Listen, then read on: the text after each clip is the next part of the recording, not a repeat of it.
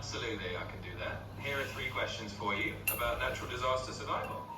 What are some essential items you should have in an emergency kit to help you survive a natural disaster like a hurricane or earthquake? If you are in an area prone to wildfires, what are some key steps you should take to prepare your home and ensure your safety? In the event of a flood, what should you do to stay safe if you need to evacuate or if you're caught in rising water? Feel free to answer any of those, or let me know if you want to dive deeper into any of them. Can you ask the questions one by one? Also, natural disaster survival is a Roblox game. Well, a very old one.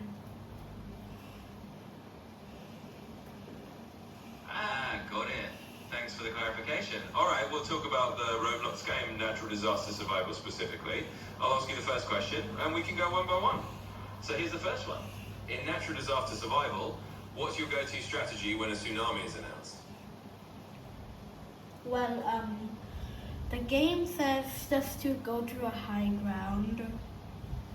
So, yeah, I do that pretty much. But I remember the game Natural Disaster Survival. It's like it's like a magnet that attracts hackers. I don't know why, but hackers just like to play Natural Disaster Survival for some reason.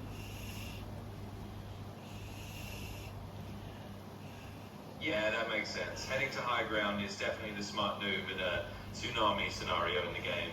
And yeah, I've heard that about natural disaster survival. It does tend to attract its share of hackers just messing around, but it sounds like you know how to handle it. All right, let's go on to the next question when you're ready. Okay, so what is the next question?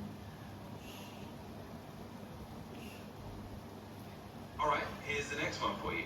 In natural disaster survival, when you see that a volcano disaster is about to happen, what's your usual tactic to make sure you stay safe and avoid those flying volcanic rocks? I guess I would just try to avoid them as possible, and maybe use like the structures that the game generates in each round to like survive them. Yeah, that's a pretty solid plan. Using the structures as cover and just keeping an eye on where those volcanic rocks are landing definitely helps you stay safe. It's all about staying alert and using the environment, right? All right, when you're ready, we can go on to the next question. Okay, so what is the next question? Absolutely. Here's the next one for you. So in natural disaster survival, if you get a scenario with a sandstorm, what do you usually do to keep your character from getting blown away or taking too much damage? I guess I would just stay inside and avoid the storm as possible. Yeah, exactly. Staying inside and finding a spot where you've got some cover is definitely the best way to handle a sandstorm in the game. Helps you avoid taking damage and keeps you from getting blown all over the place. You definitely know your stuff. If you got any more questions or anything else you want to check about, just let me know. Okay, so can you ask one more question? Of course. Here's one more for you. In natural disaster survival, when you're facing a tornado, what's your go-to move to avoid getting caught and tossed around by the twister?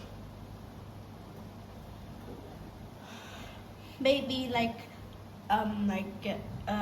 getting away from it, like moving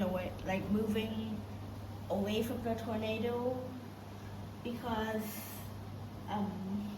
stay next to the tornado kills you, but go far away from tornado, safe.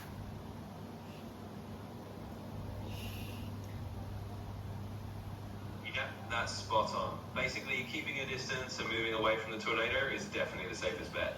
The further you are, the less likely you are to get pulled in and tossed around. So that's a great strategy. Awesome answers all round. If there's anything else you want to dive into, just let me know.